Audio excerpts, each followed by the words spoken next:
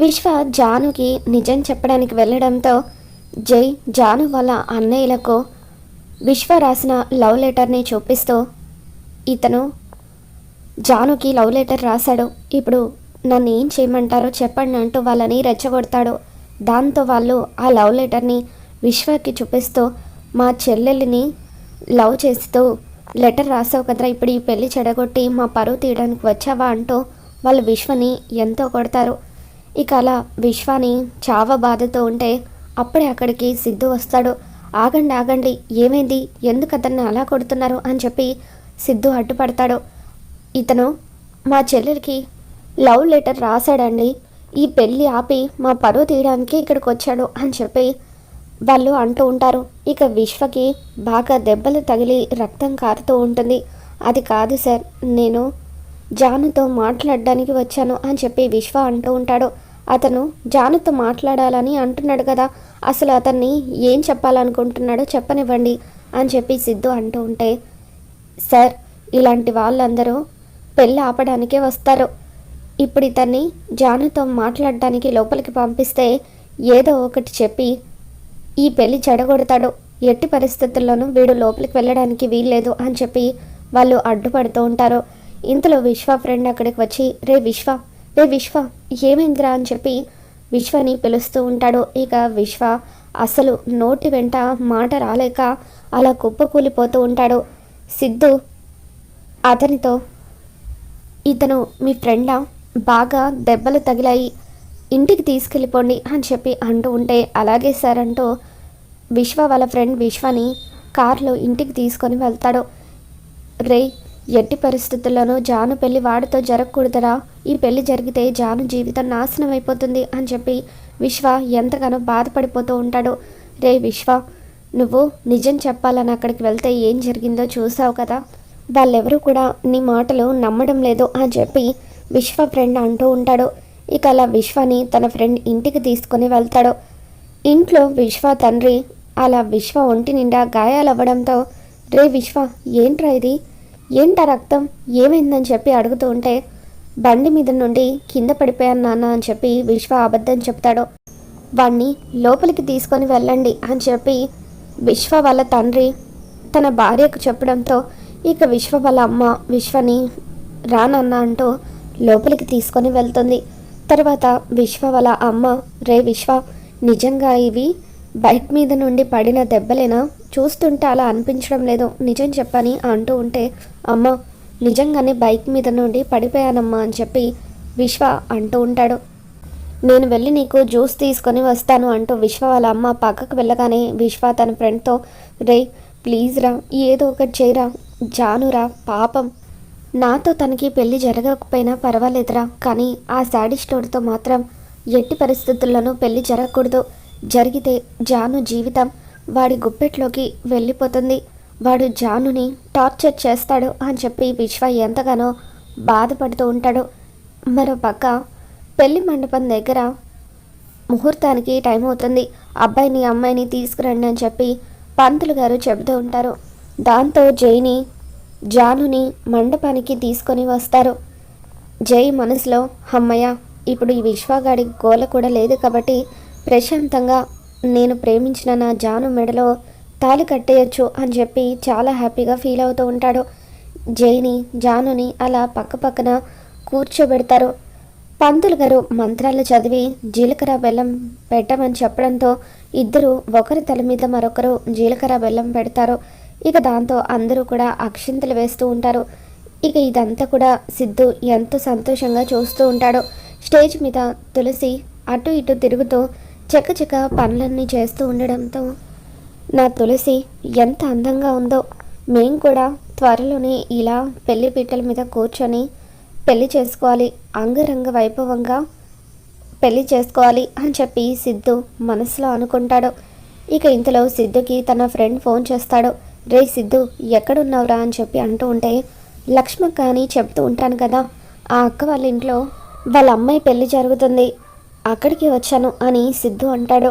రే నీకు ఇంకొక న్యూస్ కూడా చెప్పాలి, నేను ప్రేమించిన కళ్యాణి మరెవరో కాదురా, మా లక్ష్మక్క కూతురే, తను ఓకే అంటే నా పెళ్ళి అయిపోయినట్టే, త్వరలోనే నా పెళ్ళి కూడా జరుగుతుంది అని చెప్పి సిద్ధు ఎంతో సంతోషంగా చెబుతూ ఉంటాడు. ఇక అలా సిద్ధు మండపం వైపు చూస్తూ ఉండగా కీర్తితో పాటు బస్వరాజు భార్య వీళ్ళందరూ కూడా అక్షింతలు వేయడానికి స్టేజ్ ఎక్కుతారు. ఇక దాంతో వాళ్ళందరినీ చూసి సిద్ధు ఒక్కసారిగా షాక్ అవుతూ ఉంటాడు. ఇదేంటి, కీర్తి స్టేజ్ మీద ఉంది అంటే కీర్తి వాళ్ళ ఇంట్లో పెళ్ళి కూడా ఇదేనా? ఇది కీర్తి వాళ్ళ అత్తగారి కుటుంబమా అని చెప్పి సిద్ధు ఒక్కసారిగా షాక్ అవుతూ ఉంటాడు. ఇంతలో ఖుషి పాప సిద్ధు దగ్గరికి వస్తుంది. అంకుల్ మీకు మా తులసి అమ్మని పరిచయం చేస్తానని చెప్పాను కదా, అదిగో స్టేజ్ మీద లావెండర్ శారీ కట్టుకుంది కదా, తనే మా తులసి అమ్మ అని చెప్పి ఖుషి అంటూ ఉంటుంది. దాంతో సిద్ధు ఒక్కసారిగా షాక్ అవుతాడు. ఇదేంటి, తులసికి పెళ్ళి కాలేదు కదా, మరి ఈ పాప ఏంటి తులసి కూతుర్నని చెప్తుంది, అసలు ఏం జరుగుతుందని చెప్పి సిద్ధు షాక్ అవుతూ ఉంటాడు. పాప, తులసి మీ అమ్మనా, మరి మీ నాన్నగారు ఎక్కడా అని చెప్పి సిద్ధు అడుగుతూ ఉంటాడు. దాంతో ఖుషి, మా నాన్న చనిపోయారు కదా, పోయిన నెల మా అమ్మకు నాన్నకి పెళ్ళి జరగాల్సింది, పెళ్ళి కోసం వస్తూ ఉంటే దారి మధ్యలో యాక్సిడెంట్ జరిగింది, ఆ యాక్సిడెంట్లో నాన్నమ్మ ఇద్దరూ కూడా చనిపోయారు, అలా మా తులసి అమ్మ పెళ్ళి ఆగిపోయింది అని చెప్పి ఖుషి జరిగింది మొత్తం కూడా సిద్ధుకి చెబుతుంది. ఇక నిజం తెలుసుకున్న సిద్ధు ఒక్కసారిగా షాక్ అవుతాడు. యాక్సిడెంట్ పేరు వినగానే సిద్ధుకి తను చేసిన యాక్సిడెంట్ గురించి గుర్తుకు వస్తుంది. ఇక ఎంతగానో బాధపడుతూ, ఒకవేళ అది నేను చేసిన యాక్సిడెంట్ అయితే కాదు కదా, ఎలాగైనా సరే ఆ యాక్సిడెంట్ గురించి పూర్తి వివరాలు తెలుసుకోవాలి అని చెప్పి సిద్ధు అనుకొని ఇక ఒక్క మాట కూడా లక్ష్మికి చెప్పకుండా అక్కడి నుండి సైలెంట్గా వెళ్ళిపోతాడు. మరోపక్క పంతులు గారు జై చేతికి తాళి బొట్టిస్తూ, బాబు ఈ తాళిని అమ్మాయి మెడలో కట్టండి అని చెప్పి అంటూ ఉంటారు. ఇక అలా మంత్రాలు చదువుతూ ఉండగా జై జాను మెడలో తాళి కట్టేస్తాడు. అలా వాళ్ళిద్దరి పెళ్ళి జరిగిపోతుంది. మరోపక్క విశ్వ తండ్రికి మండపం దగ్గర తెలిసిన ఒక అతను ఫోన్ చేస్తాడు. మీ అబ్బాయి విశ్వ ఉన్నాడా అండి అని చెప్పి అడుగుతూ ఉంటే, ఉన్నాడండి, బైక్ యాక్సిడెంట్ అయ్యి రెస్ట్ తీసుకుంటున్నాడు అని చెప్పి విశ్వ తండ్రి అంటూ ఉంటే, అది బైక్ యాక్సిడెంట్ కాదండి, ఇక్కడ జరుగుతున్న ఒక పెళ్ళికి మీ అబ్బాయి వచ్చాడు, అతన్ని అందరూ కలిసి కావాలని కొట్టారు, మూకుమ్మడిగా దాడి చేశారు అని చెప్పి అంటూ ఉంటే ఇక ఒక్కసారిగా విశ్వ తండ్రి ఆవేశంతో ఊగిపోతూ ఉంటాడు. ఎక్కడ జరుగుతుందా పెళ్ళి అని చెప్పి అడుగుతూ ఉంటే ఇక అతను అడ్రస్ చెప్పడంతో విశ్వ తండ్రి ఎంతో ఆవేశంగా గన్ తీసుకొని మండపానికి బయలుదేరి వస్తూ ఉంటాడు. మరోపక్క సిద్ధుతో ఫోటో దిగుదామని చెప్పి లక్ష్మి సిద్ధు కోసం చూస్తూ ఉంటుంది. ఇక అప్పటికే సిద్ధు వెళ్ళిపోవడంతో, ఇదేంటి సిద్ధు బాబు చెప్పకుండా వెళ్ళిపోయాడేంటి అని చెప్పి లక్ష్మి అనుకుంటుంది. ఇక వచ్చిన బంధువులందరూ కూడా ఒక్కొక్కరిగా భోజనాలు చేసి వెళ్ళిపోతూ ఉంటారు. అప్పగింతల కార్యక్రమం జరుగుతూ ఉంటుంది. ఇక అలా అప్పగింతలు జరిగేటప్పుడు లక్ష్మి, తులసి, శ్రీనివాస్ వీళ్ళందరూ ఎంతగానో ఎమోషనల్ అవుతూ ఉంటారు. రేపటి నుంచి మిమ్మల్ని చూడాలంటే ఎలా అమ్మా అని చెప్పి జాను అంటూ ఉంటుంది.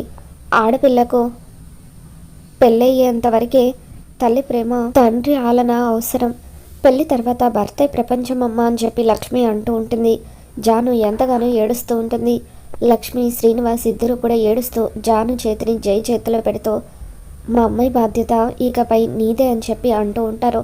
అప్పుడు జై, ఇప్పటి వరకు మీరు తనని కూతుర్లా చూసుకున్నారు, నేను మహారాణిలాగా చూసుకుంటాను అని చెప్పి అంటూ ఉంటే జై మాటలకి లక్ష్మి, శ్రీనివాస్ ఇద్దరు ఎంతగానో ఆనందపడిపోతూ ఉంటారు.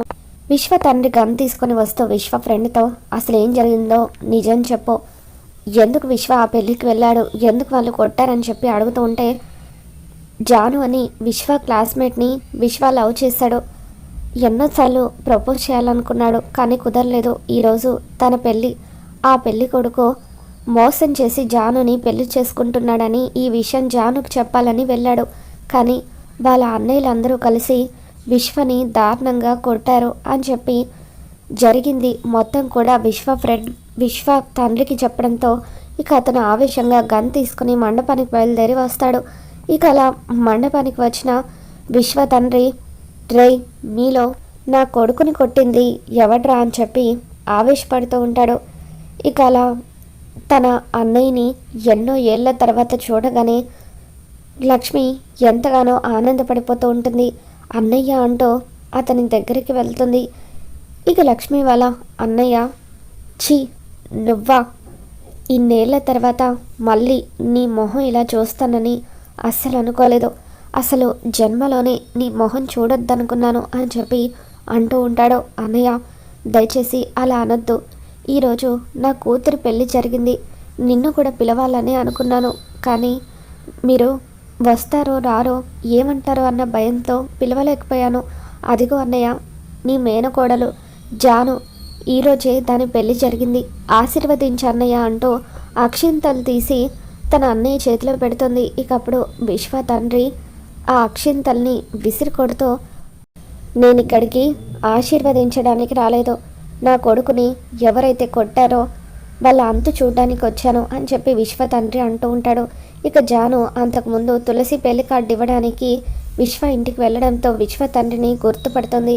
అంకుల్, మీరు విశ్వ వాళ్ళ నాన్నగారు కదా, విశ్వని కొట్టడం ఏంటి అని చెప్పి అంటూ ఉంటే అప్పుడు విశ్వ ఈ పెళ్లి కొడుకు నిజస్వరూపాన్ని బయట పెట్టాలని మండపానికి వచ్చాడు, అప్పుడు విశ్వని అందరూ కలిసి కొట్టారని చెప్పి విశ్వ తండ్రి చెబుతూ ఉంటే, అన్నయ్య విశ్వ ఇక్కడికి వచ్చాడు, జానుని కలవాలన్నాడు, కానీ ఆ తర్వాత నేను విశ్వని చూడలేదు, విశ్వ నా మేనల్లుడా అని చెప్పి లక్ష్మి ఒక్కసారిగా షాక్ అవుతూ ఉంటుంది. అమ్మ నువ్వేమంటున్నావమ్మా, అంకుల్ నీకు అన్నయ్య అవుతారా అని చెప్పి అంటూ ఉంటే, అవునమ్మా మేమిద్దరం రక్తం పంచుకొని పుట్టిన అన్న చెల్లెలమని చెప్పి లక్ష్మి అంటూ ఉంటుంది. విశ్వ మరెవరో కాదు మీ బావ అని చెప్పి లక్ష్మి అంటూ ఉంటే, ఇక చాలు ఆపు, వరుసలు కలుపుకోవడానికి నేను ఇక్కడికి రాలేదు, నా కొడుకుని గాయపరిచిన వాడి ప్రాణాలు తీయడానికి వచ్చాను, ఎవడ్రా ఇక్కడ నా కొడుకుని కొట్టింది, మర్యాదగా బయటకు రండి అని చెప్పి విశ్వ తండ్రి ఆవేశంతో ఊగిపోతూ ఉంటాడు. ఇక జైని కోపంగా చూస్తూ, బ్రై ఒక విధంగా నా కొడుకుని వాళ్ళు కొట్టడానికి నువ్వు కూడా ఒక కారణమే కదా, మోసం చేసి ఈ జానుని పెళ్లి చేసుకోబోతున్నావు అని తెలిసి నా కొడుకు నిజం చెప్పాలని వస్తే కావాలని వాణ్ణి కొట్టించావు కదా అంటూ విశ్వ తండ్రి జైకి గన్ గురి పెడతాడు. దాంతో జాను జై వైపు చూస్తూ, ఏం జరుగుతుంది సార్ ఇక్కడ అని చెప్పి అంటూ ఉంటే, మీ ఇద్దరి జాతకాలు కలవకపోయినా ముహూర్తాలు లేకపోయినా పంతుల్ని బెదిరించి ఇతను నిన్ను పెళ్లి చేసుకున్నాడమ్మా అని చెప్పి విశ్వ తండ్రి జానుకి నిజం చెప్తాడు. విశ్వ నిన్ను ఎంతగానో ప్రేమించాడు, కానీ ఇన్ని రోజులు ఆ ప్రేమ విషయం చెప్పలేక తనలో తాను ఎంతగానో బాధపడ్డాడు. కనీసం నీ జీవితమైనా బాగుండాలని నిజం చెప్పి ఈ పెళ్ళి ఆపడానికి వస్తే వాణ్ణి రక్తం వచ్చేలాగా దారుణంగా కొట్టి పంపించారు, వీళ్ళని నేను వదిలిపెట్టను, చంపేస్తాను అని చెప్పి గన్ గురిపెట్టడంతో లక్ష్మి తన అన్నయ్య కాళ్ళు పట్టుకొని, అన్నయ్య దయచేసి జరిగిన తప్పుకి క్షమించండి అన్నయ్య, అసలు ఇలా జరుగుతుందని నాకు అస్సలు తెలీదు, ఒక్క మాట తెలిసినా కూడా ఇంత జరగకుండా ఆపి ఉండేదాన్ని, ప్లీజ్ అన్నయ్య దయచేసి క్షమించండి, పచ్చని పెళ్లి పందిర్లో ఇలా మీరు రక్తం చిందించాలనుకోవడం న్యాయం కాదు అని చెప్పి లక్ష్మి తన అన్నయ్య కాళ్ళు పట్టుకుంటుంది. మీరు నన్ను మోసం చేసి పెళ్లి చేసుకున్నారా అని చెప్పి జాను జైని నిలదీస్తూ ఒక్కసారిగా కుప్పకూలి ఏడుస్తూ ఉంటుంది. మరి రాబోతున్న ఎపిసోడ్లో ఏం జరగబోతుందో మళ్ళీ మన ఛానల్లో తెలుసుకుందాం. ఈ వీడియో మీకు నచ్చినట్లయితే తప్పకుండా లైక్ చేయండి.